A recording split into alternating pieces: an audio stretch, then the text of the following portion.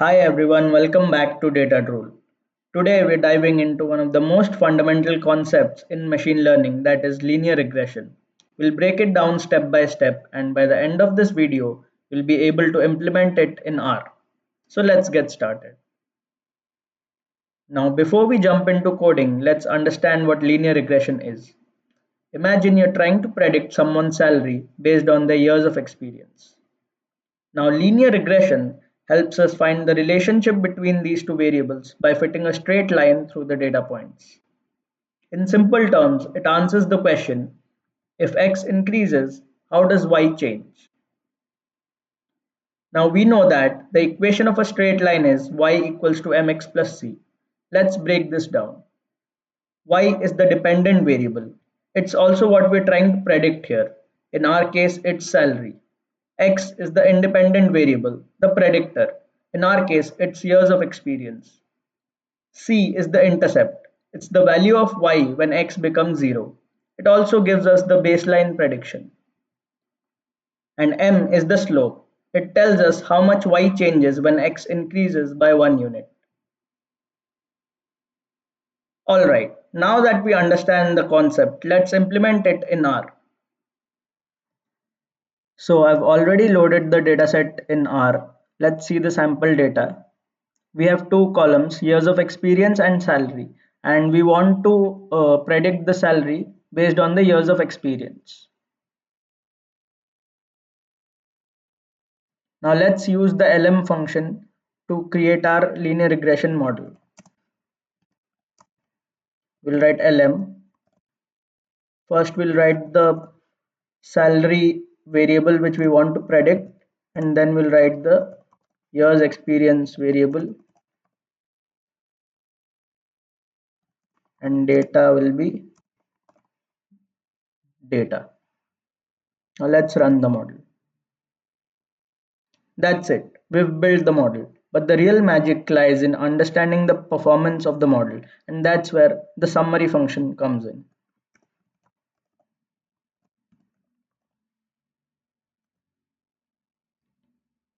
Now let's understand the output of the summary function. Let's go over each section. As you can see, the call. This shows the formula used to create the model. In our case, it means that we're predicting salary based on experience. Then there's residuals.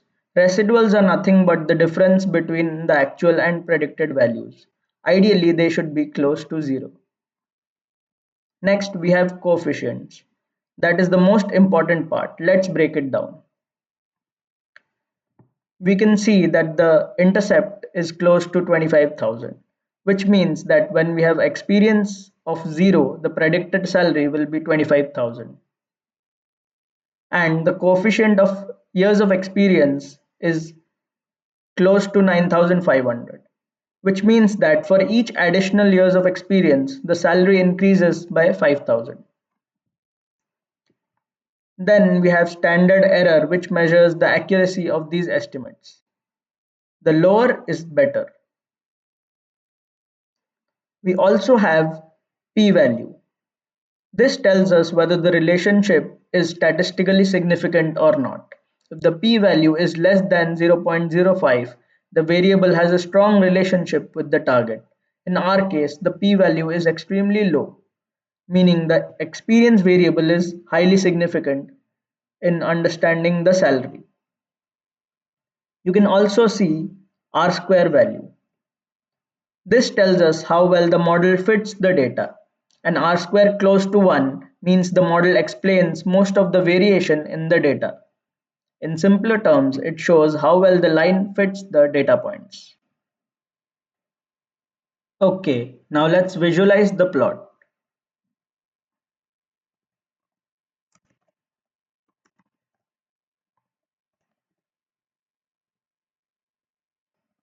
Let's create a plot with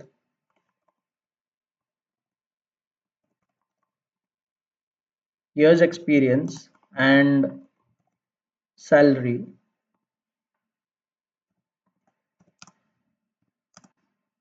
Let's call it experience versus salary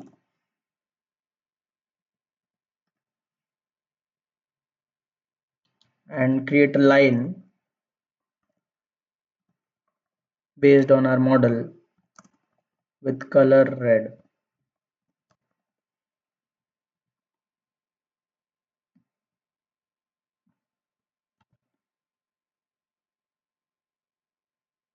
If you can see,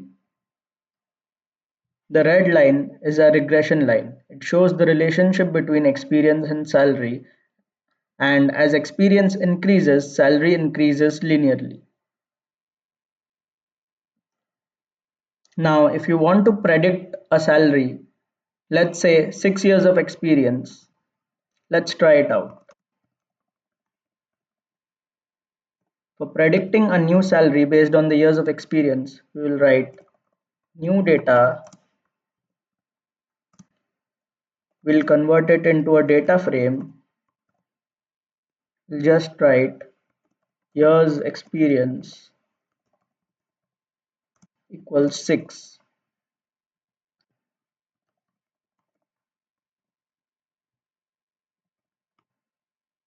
predict new data. Now let's run it, and you can see we got the prediction as $81,547.98, the new salary, if your experience is 6 years. And that's it.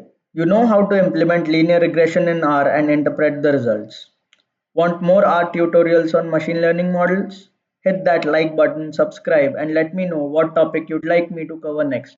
Until then, happy coding.